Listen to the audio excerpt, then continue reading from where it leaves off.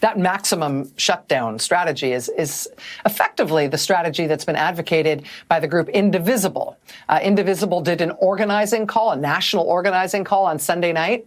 Guess how many people turned up on that call? 50,000 people turned up on that organizing call on Sunday night.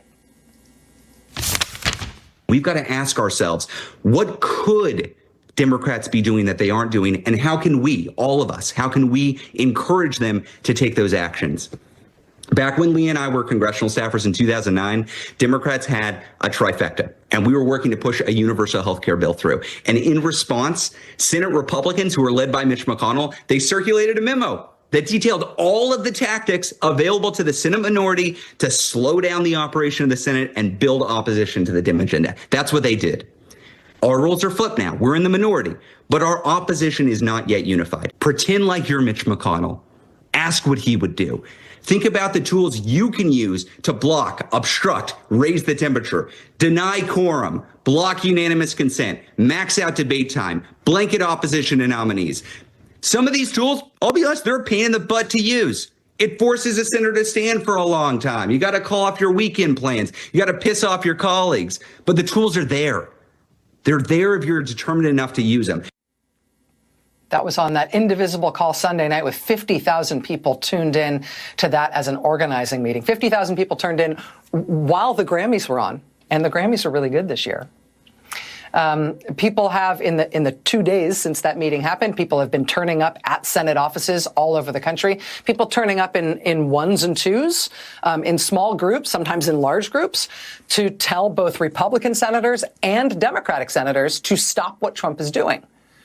To show some spine, first of all, by voting no on the nomination of Russell Vought, who's the architect of Project 2025. He's also the guy who's behind the day one halt to all government funding. They're prioritizing a no vote on his nomination, but they're also pressing Democrats and Republicans to say no to Trump. Here they are in North Carolina, outside one of Tom Tillis's home state offices. You see the big vote no there, meaning no on Russell Vought.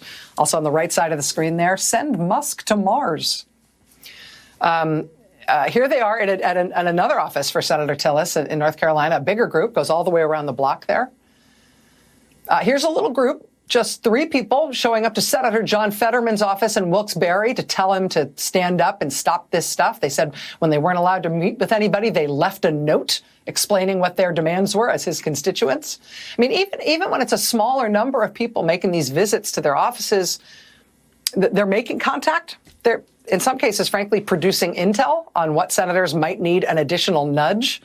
Here, for example, are some Indivisible folks and other folks in Washington state saying that they went to the offices of both Senator Patty Murray and Senator Maria Cantwell. They reported back from those meetings, quote, Cantwell needs a lot more encouraging. Okay. I mean, even when it's a hostile reception, showing up in person, it makes an impact. Here's some Indivisible members and other folks outside the Metairie, Louisiana office of Senator Bill Cassidy. They said they were threatened with arrest if they didn't leave his office. But they went. They showed up peacefully. He knows they were there. He knows what they were there for. They are his constituents. In the House, Democratic leader Hakeem Jeffries is telling all Democratic members of Congress to convene town halls and roundtables and meet with their home state constituents about what's going on and do it now.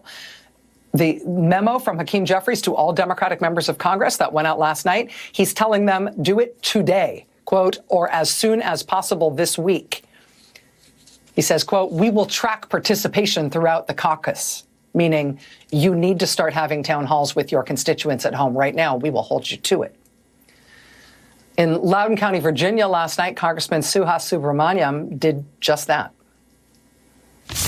Tonight, hundreds of people crowded into the Loudoun County government building to ask questions and share their concerns. Our Drew Wilder was there as he explains the chaos and disorganization of President Trump's edicts are only amplifying workers' fears.